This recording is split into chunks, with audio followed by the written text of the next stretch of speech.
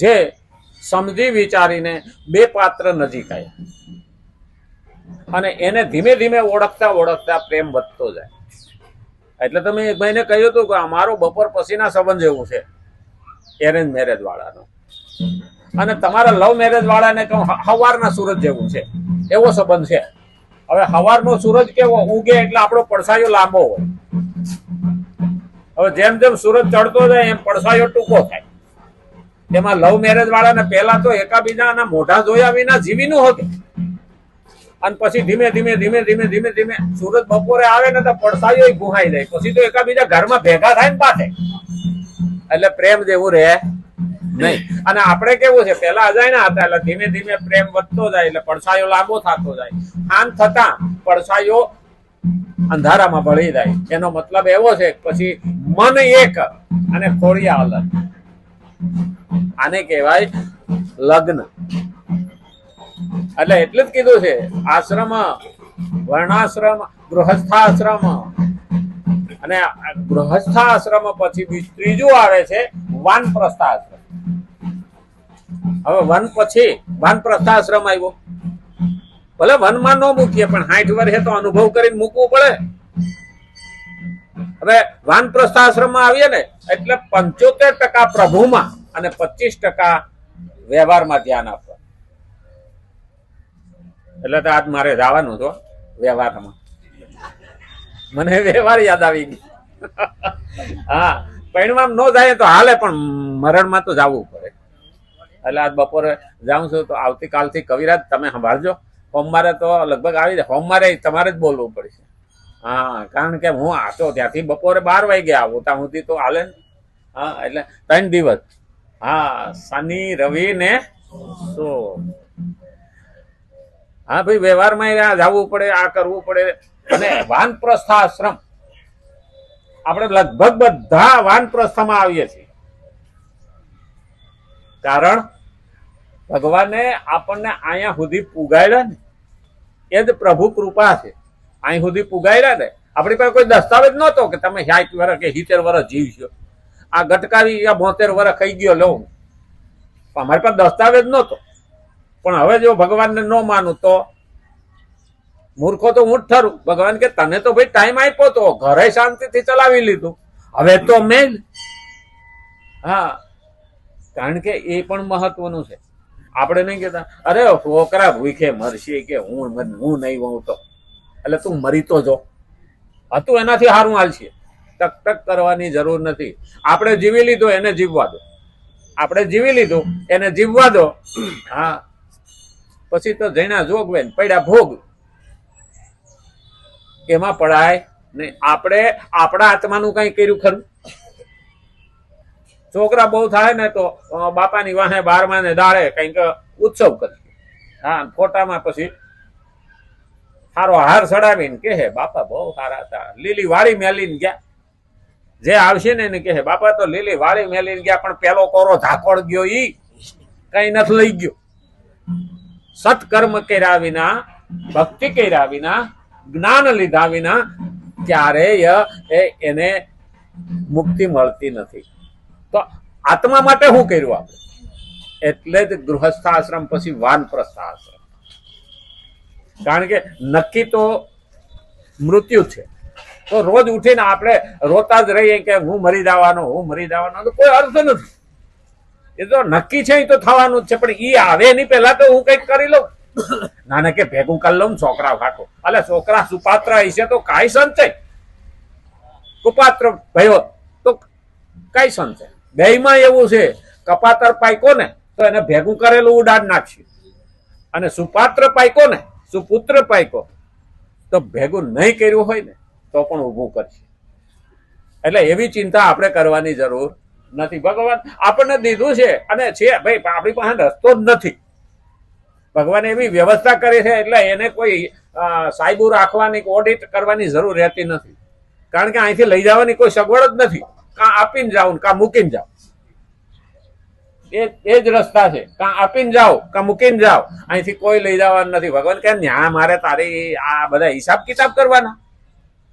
આ બહુ વ્યવસ્થા સરસ છે, ગમે એટલું ભેગું કરીએ. હા, પાપીનું માર પલ્લે જાય, કીડી હાંસવીને તેતર ખાય. એ પણ ધ્યાન રાખવાનું. ગમે એટલું ભેગું કર્યું છે તો અહીંયા પડી રહેવાનું એટલે હું ભેગું ના કરવાનું એની ના નથી, પણ એના હાટું નહીં જીવવાનું. હા, નહીં તો આજે માણસને શું છે, પૈસો મારો પરમેશ્વર, બૈરી મારી ગુરુ, છોકરા સૈયા શાલિગ્રામ, તો સેવા કોની કરું? આ મહત્વનું થઈ ગયું છે. અને એટલે જ પેલા કીધું છે કે મારે મારા આત્મા માટે મેં કઈ કર્યું ખરું? ઘણા એવું કે મેં કર્યું ને, મારું ઘર બનાવ્યું, આ બનાવ્યું, બેંક બેલેન્સ બનાવ્યું, એ મારું નથી. મારું હું કરું છું? મરી જઈશ પણ એ તારું રહેવાનું નથી. કાં તું જવાનું કાં ઈ જવાનું, બે માંથી એક જ રસ્તા છે. લક્ષ્મીના બે રસ્તા બતાવ્યા છે, કાં ભોગવી નાખ અને કાં મૂકીને જા, અને કાં ભોગવ અને નહીતર તારા માટે પુણ્ય કમાઈને જા.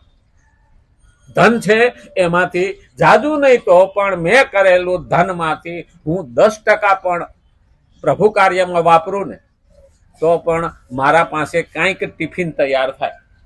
હૈડા હાલો ને અંજાર મુંજા મુંજા બેલીડા ભાતા લેજો હંગાર, આ ભાતું લઈને જવાનું છે. હા, નહીતર તો પછી પેલા ડોહા જેવું થાય. હા, 4000 માં હાવેણી પડી હતી, એ તો બધાને યાદ છે. પછી કે આ છેલ્લે જીવ તો એમાં જ જાય, પણ એવું હોવું જોઈએ નહીં. કારણ એ તો એ મહત્વનું છે. આપણે બધાને દષ્ટાંત યાદ કરવાનું હોય એટલે બધામાં લગભગ પડ્યું જ છે. કોઈ ભૂલતું નથી હો. કોઈ એમ કહેતા હોય કે મને યાદ નથી રહેતું, ખોટી વાત. હું જેવું દષ્ટાંત દઉં ને, એક શેડો નીકળે ને ત્યાં તો આખું દષ્ટાંત યાદ આવી જાય. હા, મોઢા પર ચમક આવી જાય કે હા આ જ હતું. આપણા 12 વર્ષમાં તો ઘણું બધું શીખી ગયા છે. અને હકીકતમાં જોવા જઈએ 12 વર્ષ સુધી એક ધારું સાંભળવું ને એ મહત્વનું છે. સતત નિરંતર દીર્ઘકાલસ્ય, નહીતર 7 દાડામાં કથા પૂરી થઈને આપણે ખંખેરીને હાલતા થયા. એ આપણા જીવનમાં આવતું નથી. આ ધીમે ધીમે ધીમે ધીમે ધીમે પ્રભુ તરફ આપણને પ્રેમ વધતો ગયો. ઘણાને એવું લાગે એટલે દેખાડો પ્રેમ વધ્યો, એટલે પ્રેમ વધ્યો એ 9:30 થાય તો આની કોઈ પગ ઉપડે, એ તો પ્રેમ છે. 9:30 થાય અને મગજમાં તરત વિચાર આવે કે હાલો મંદિરે જવાનું છે, એટલેથી માની લેવાનું કે ભગવાન તરફ પ્રેમ વધ્યો છે. નહીં તો ગલે બેહીને ગપા ન મારતા હોય. હા, ઓટલે બેહીને ન મારી તારી કરતા હોય. એ મારી તારીમાં એ તો છે જ. આપણે જીવનમાં 20 વર્ષથી શરૂઆત થઈ. 20 ગુજરાતીમાં તો ઝેર જ કહેવાય ને. 20 વર્ષ પછી ઝેર રેણાનો. હા, હવે 20 પછી 30 લગ્ન બગન કર્યા ને, જો હરખું હાંસવું અને વ્યવસ્થિત જીવા, હા, તો 30 તારો સંસાર વ્યવસ્થિત ચાલ્યો અને પછી વ્યવહાર શરૂ થયો અને હરખો ચાલે 30, 31, 32, 33 તો તને કોક આવકાર આપશે. કારણ કે પછી 40 જો હરખા 20 વર્ષ કાઢ્યા અને વ્યવસ્થિત રહ્યો તો 40 સમાજમાં હો, ઉંમરમાં 40 થાય ને. હા, ઉંમરમાં 40 થાય ને. હા, અને નહીં જો તો પછી 40 પણ વનમાં સમજી જવાનું. હા, વનમાં નો સમજો તો 60 બુદ્ધિ નથી. હા, અને પછી તો 60, 61, 62, 63, 64, 65 પણ પછી તો તેરી મેરી આવવાની. હા, અને પછી જો નો મેળ બેઠો તો ઓટલે બેહીન 71, 72, 73 તેરી મેરી શું હાલે. હવે તો લગભગ ઘરડા ઘરમાં મૂકી આવે છે. એટલે ત્યાં બેઠા બેઠા તારા છોકરા એ તને કાઢ્યો લાગે નહીં. હા, મારા છોકરા એ મને કાઢ્યો છે. પેલા માજી ને છોકરાની વહુએ છોકરો બે થઈ અને માજીના હાથમાં 9 મીટર કાપડ દીધું. માજીને કે હવે ઘરમાં જાઓ તમે. હા, હવે તમારું કઈ કામ નથી. બંગલો પડાવી લીધો. હા, ડેલી બાર માજીને કાઢ્યા. હવે છોકરો, છોકરાની વહુ અને છોકરાનો છોકરો, 10 વર્ષનો છોકરો ઉભો હતો. ઓસરીની કોરે તાઈને ઉભા હતા અને માજીને કાઢ્યા. માજી કઈ બોલ્યા નહીં. પાછા ડેલી ખોલીને અંદર આવ્યા. હા, ડેલી ખોલીને માજી અંદર આવ્યા તો બહુ બોલી, હવે હું ડાયટું છે તને કાઢી તો ખરી, ખાપણ દઈ દીધું. હા, એ કે મને ખબર છે કે પણ આમાંથી અડધું કાપડ લઈ લે ને મારે એટલા બધા શું કરવું ઈ કે પછી તને તારો છોકરો ખાપણ નહીં દે. આમાંથી અડધું લઈ લે. એટલે બોલો 10 વર્ષનો છોકરો ઉભો તો ને એને કીધું બા હાસી વાત છે, આને વળી ખાપણ દેવાતું હોય છે કોને? એના બાપાને એની માને કહે છે આને વળી ખાપણ દેવાતું હોય છે. ત્યારે એના મા બાપને ખબર પડી કે આપણે વાવીએ છીએ ને એ બાવાળો જ છે. બીજ બોયે બબુલ કે તો આમ કહા સે હોય. આજે તું માને ખાપણ દેશો, કાલ તારો છોકરો તને ખાપણ પણ નહીં દે. આવી પરિસ્થિતિ આવશે. આપણે જ કરીએ છીએ, આપણું જ અનુસરણ કરે.